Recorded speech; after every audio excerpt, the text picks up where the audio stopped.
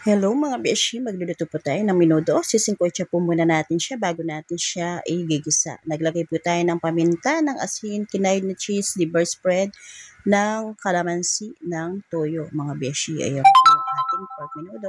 And then mekos-mekos lang po dahil nagmamadali po tayo mga beshi. Oras na yung pinagsingkotsa po natin ng ating asado. Yan na lang po yung gamitan natin na kasirola. Diyan na lang po natin siya linagay. Kaya napansin nyo po, mayroon siyang sauce na sauce po ng sa gilid ng ating kasirola dahil pinagsingkotsa po ng asado.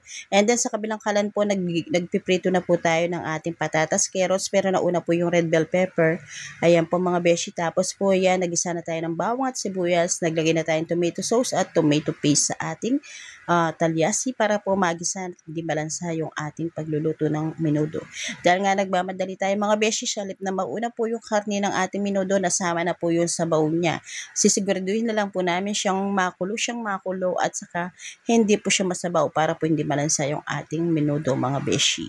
Ayan, nabuhos na po siya lahat mga beshi, and then imemekos-mekos po natin, lalagay yung ating patatas, carrots, green peas at saka po yung hotdog mga beshi. Ayan, mekos-mekos lang po siya.